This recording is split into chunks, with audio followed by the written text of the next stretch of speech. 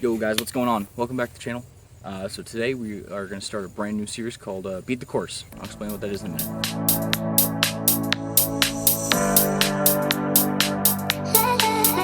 Alright guys, so to explain Beat the Course, what the plan is, I'm going to start by picking a course, and every month, every other week, something like that, I'll figure out the timeline later.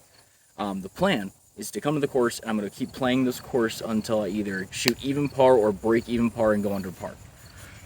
So today we're going to start at Gifford Pinchot State Park. There you go, that's the name of it. And we're playing the Boulder Woods course. That's the first course of the series that I'm going to do. So yeah, let's just jump on in. Alright guys, here we're on hole 1. Basket just straight away down that way. So we're going to try to throw a little upshot over and see if we can get a birdie. Nope, great. That's gonna be a tough par. All right, here we are on my second shot here. Not such a great drive, but that's okay. So the basket's just over there. It's not that far. I actually might try to just jump putt this. I was thinking about like a little tiny like pitch up, but I might try a little jump putt with my actual new putting putters. The blue bonnets is what I'm putting in the bag now. Stinking little sweat bee. We shot that. Go. So the blue bonnets are what I'm going to be putting with now. So a little beadless putter action. Let's see how we do. We'll jump putt up. I saw your breath all the time. I need a special one disc. Cool. We are like parked for a par. Fantastic. That wasn't the greatest release putt in the world, but that is fine. They're over here for a par. Not a bad way to start, man. Not a bad way to start. I usually don't bird this anyway. Alright, we are even through one. Hole 2 here, basket is kind of up to the right and tucked behind those trees. I think you can probably see some gentlemen over there putting. That's where the basket for hole 2 is. So we're just going to be shooting probably a little forehand up the gap here and try to get it over right. Forehand with the warbird action right up this gap here. And see if we can't get it close to the basket for at least putt it far, or birdie. Get around that. Oh!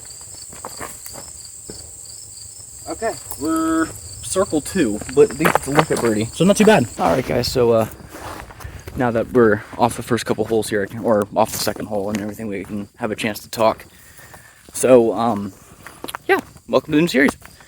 This is a series that I've wanted to do for a while, and I think this is going to be really helpful for just on-course discussion and learning, because I can tell you mechanics inform things all day long in the field because you're just throwing discs in the field. When it comes to actual application, that's where I seem to struggle with taking my own advice.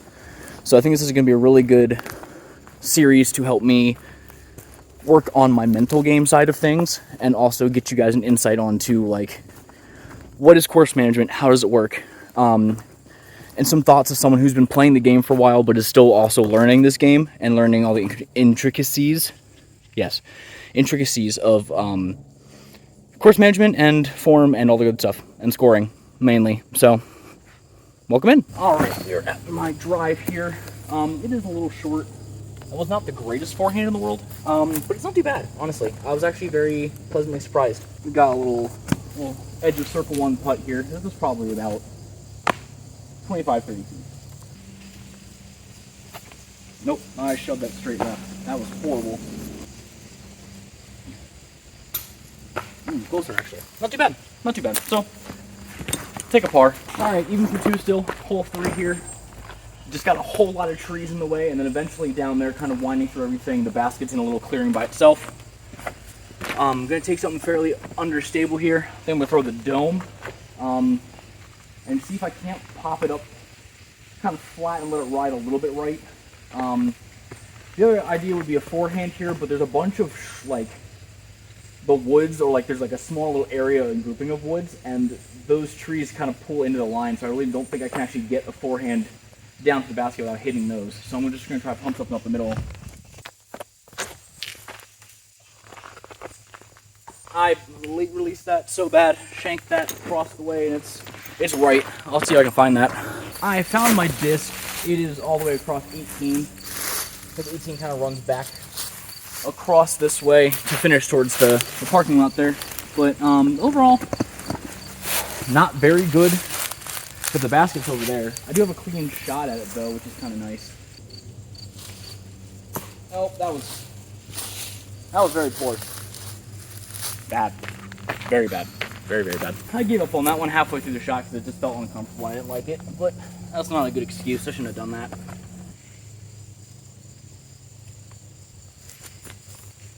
Throwing.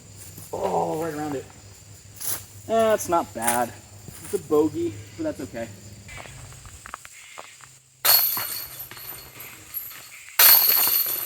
That's a little bogey save.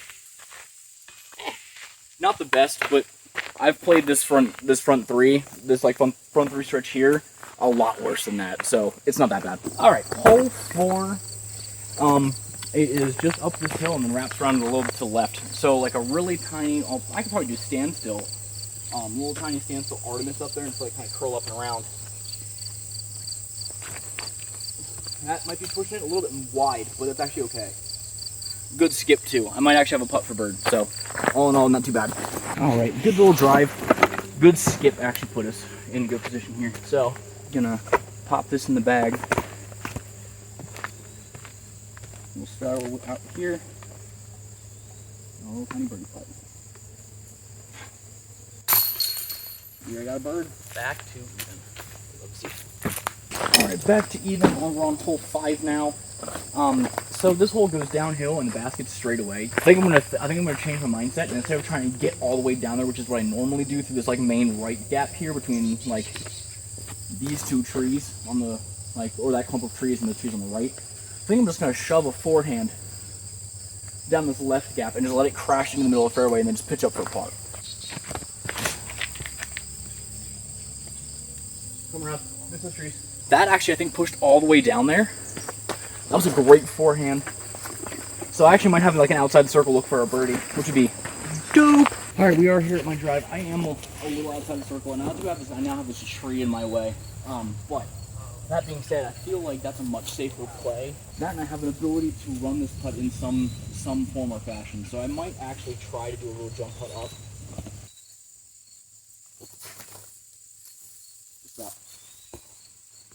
Actually ended up being a little bit short. I probably could push that a little bit further. It would have been okay, but like, it's a good little pitch up for a par, and that's a safe par that I normally don't make. So that's fantastic for me. All right, so nice little tiny tap in for par here. So we're still even par through 5, which is pretty good. 6, 5, yeah, even par through 5, which is really good. Essentially, the idea here is the back 9 of this course has a lot of teeth. The next upcoming holes, like from hole 8 through hole 8, 9. 9's not so bad, but 8, 9, 10. That stretch is pretty good. 11's tough, but last time I played here, I got a really amazing shot that I think will work again if I can get it again. But the back 9 of this course has some teeth. So if I can stay even par up to and through like 9, the front 9, I think it's a pretty safe bet that it will be my best score I've ever had here, and that's a great place to start. Alrighty, we're on hole 6. There's a Mando off this right tree pointing into the fairway here. There's like a walking running path here. So essentially, it's a big old forehand, and the basket's down by a rock over there. Oh nope, come back. Holy crap. That's on the path back there, but I don't know if that's out of bounds or not. And this does not say. So I'm not going to play it as out of bounds because it's not marked. And I don't remember what the rules are when they play that here. So I'm just going to play it where it lies. It should actually have a nice look at the basket, to be fair. I don't know how they play this in tournament. I feel like they would play out of bounds, but I don't have the ability to check that, nor do I know for certain. I feel like I'm not going to play that as out of bounds because I don't actually know if it would be technically out of bounds. And I'm not going to penalize myself just because I don't know.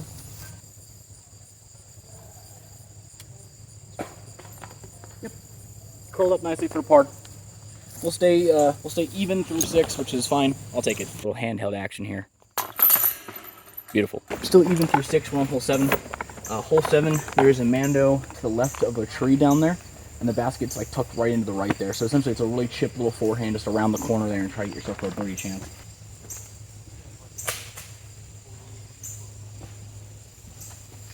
Okay. Well, I made the Mando. It's a little bit wider than I wanted, but at least it'll be a look and I could easily either run it or lay it for par. So I'll take it. All right, we're at my drive here. I could do a little tiny run and see if I can't make something out of nothing here. I slipped. Sit. Oh my lord. That first putt I thought actually went in for a minute, even though my foot slipped. I thought I got it high enough that it kind of just floated in, even though it hit the tree. But easy par. Alrighty, we are on hole 8 then. It goes up to this fairway, snakes to the right, and then straightens back out again towards the basket. These guys are looking for discs, and I'm gonna wait and be nice. I think there's like a tournament or like a league championship going on, because all the par 3s have like CTP, like flags and bags. No one told me I couldn't play, but like now I feel bad because I feel like I shouldn't be able to play today. But like they let me walk on and start playing, and the group in front of me, I let them play through on hole 1. That's why this is behind the scenes stuff that you can see that I can talk about now because I have time. I actually shot my intro on the tee of hole 1 through my drive. The guys were behind me. I let them play through, and then I just refilmed my intro when I got to my drive on hole 1, because I was like, I might as well just redo it because it's gonna look weird. If I do the intro, I do my second shot, I let these guys play through, and then I walk back down because I had to cut my intro short because of the guys coming up, and I was like, they're gonna hear me, and I don't want them to hear me. So I redid my intro because those guys, I'm not sure where they're at now. I think I walked in something I shouldn't be in. Update, I really shouldn't be here. I really should not be here. So actually I want to interject quick and talk to you guys a little bit on a more personal level. I'm waiting for these guys to be done. So I'm sorry for my absence on the channel and from all the socials and everything. I was on vacation 2 weeks ago. Yeah. I was on vacation 2 weeks ago. And then last week I was still recuperating because I got engaged while I was on vacation. So I had a lot going on, and now we're in the throes of wedding planning and all that great stuff. So I'm sorry for my absence, but there's a good reason for it. We're just busy trying to get stuff done now. So I'm trying to crank out videos to kind of make up for it. I didn't really talk about it in the putting video, so I'm going to talk about it here just so you guys know. I didn't forget about you. I promise there's a good reason for it. I love you all. Alright, we're going to commence with throwing now, finally. I'm actually going to throw a new disc to my lineup anyway. My newer disc for Lone Star, the Growler here. I'm going to try to throw it like a hyzer and let it kind of flip up and then maybe ride right a little bit.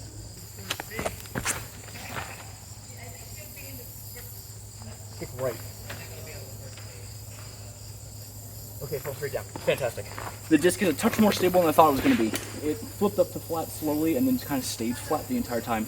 So I should have thrown it flat, that way it would have turned a little bit. But like, great to know. Alright, here we are at my drive. Insanely good drive, actually. For that, not doing exactly what I wanted it to, but staying like straight for a while. This disc is really great, by the way, actually. This thing flew fantastic, and it feels really, really nice. I really don't have a good shot. Do a little chop forehand.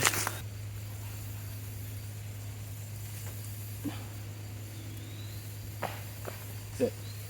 I think they'll put me right behind a tree, but it is within circle 1. It's probably got like a 15-foot putt. So, all in all, from that position, really good. So we're at my upshot. I'm definitely obstructed by this little twiggy tree and the big tree. So, a little step around straddle putt here for a par, which would be a really cool pickup. Well, that's just rude. That's a stupid bogey. Well, you win some, you lose some. That was definitely a lost some. Man, that sucks. That was not a hard putt at all. Oh well, let's move on. Alright, hole 9. So this is the last hole of the front 9 here. We're back to 1 over now because of a really stinky little spit out putt. But that's okay. So it's straight up this way, cuts a little bit left, and then the basket's up there on some rocks. I think it's time for the people's favorite. Texas Ranger, baby. Here we go. I'm just gonna hit this thing flat. I'm gonna try to hit this thing flat and just up the gut and see if I can't get it to go up there. Good kick, actually. Well, that just saved the hole for me. That was a really lucky kick because I yanked the crap out of that, but that's okay. Truthfully though, I have to admit, This front nine is kind of fire. I'm not gonna lie to you. I've never played these holes that well. So that's actually really encouraging to me, because I definitely have not been playing my best disc golf for quite some time now. So to be able to come out here and shoot a, like, what I'm going to consider a really hot round for me here, that's kind of cool. So I'm going to take it. All right. I set you guys up where you can see kind of see the basket without completely compromising your ability to also see me doing things over here. A little step out forehand here. And try to just float it up right of that really skinny little tree there, and see if I can't just kind of get to float back around nicely. Kind of like the shot that we had for the upshot on the last hole. Yep, I think that's going to be a nice little putt par. I mean, I'm kind of parked at par. So, yeah, this was a great little upshot. My little step out forehands have always been, like, the little touch forehands have always been pretty darn good. I kind of lost it for a little bit there, but I'm starting to pick it back up again and starting to get my feel back a little bit. Those were a little on the right hand side, so maybe. Yeah, but I mean, pretty darn good for a front nine. All right, guys. Well, thank you so much for joining me for the first part here of the first round of my Breaking the Course series. This is gonna be a really fun series, and it's gonna help me grow a lot, because I'm gonna force myself to play courses that I know I'm not good at. So that's really going to help me, I think, grow as a player and gain some skills and some course management knowledge, and really it's going to make me a better disc golfer, and hopefully you guys get to glean something from it too, and also just enjoy watching me be eaten alive by bugs and get spit out putts that make me sad. But otherwise, thank you guys so much for tuning in and watching this first part here. Keep your eyes peeled. Whoa, weird. Keep your eyes peeled for part 2. That I'm going to film now. Thank you guys so much for watching. Like and subscribe. Love you all. Peace out.